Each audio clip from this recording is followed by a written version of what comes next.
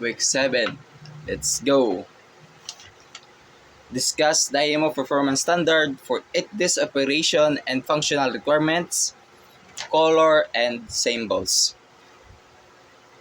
The IMO performance standards for ITDIS outline the operational and functional requirements for electronic chart display and informational symbols. One of the crucial aspects of the use of the symbols and conveying information effectively, the standard mandates specific colors for various features such as land, water, and navigational hazard, ensuring consistency and clearly. Different symbols represent specific objects like buoys, a lighthouse, shipwrecks, enable for user to quick to identify and understand this uh, this significance.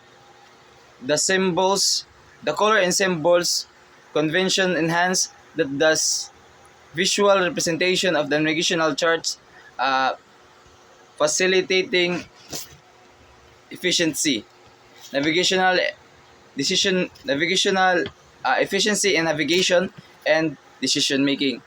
This color and symbol are standardized by UKHO. So when we say about performance standard of the ICDIS about colors and symbols, so is each specific figure on navigational chart, electronic navigational chart, uh, there are distinguishable through color. We can distinguish the land, the water, and the other navigational hazard.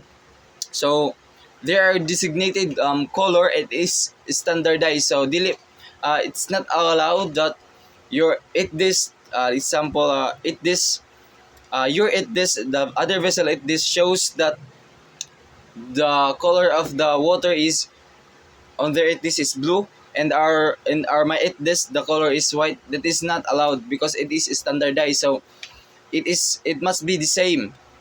And the symbols also are used to easy to identify, like uh, lighthouse, buoys, and during channeling, the buoys on the port and starboard side I must be distinguished.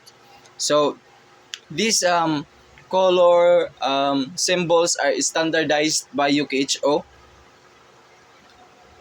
uh, United Kingdom Hydrographic um, Office. So that is the making body that standardize the symbols and colors of for the electronic chart on board.